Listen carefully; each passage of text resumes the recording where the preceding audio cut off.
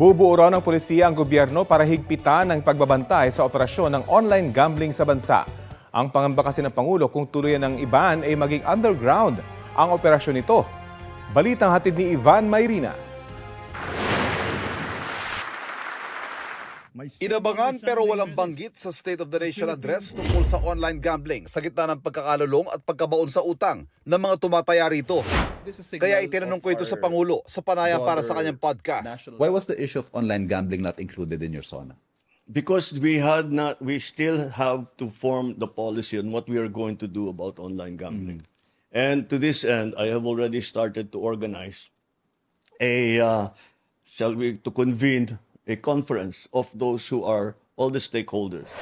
Ayon sa PAGCOR, nasa mahigit 130 billion pesos ang nakolekta ng gobyerno mula sa online gambling platforms noong 2024. Mahigit 30,000 Pilipino ang nagtatrabaho sa mga ito. Ang tinitimbang pa ng Pangulo, baka lalo lang maging problema kung tuluyang ipagbawal ang online gambling. The first effect of banning it fully is to put it underground. And then we have no control. Yan talagang wala na tayong regulation. That was the same argument in banning POGOs. Ganon din po Yes. yung mga pinapalutang na argument nun. What makes this different? Because this is not a criminal enterprise. What we're trying to solve is that hindi malubog sa utang ang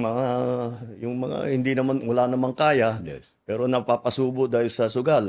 Mga bata na natututo magsugal. Let's focus on that.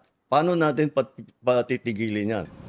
Isinasapilal ng Bangko Sentral ang panuntunan para sa mga bangko, e-wallet at financial institutions para protektahan ang publiko. Kabilang ang mas mahigpit na identification ng mga maglalaro at paglimita sa halaga at oras sa pwede nilang ubusin sa pagsusugal online. Ivan Mayrina nagbabalita para sa GMA Integrated News.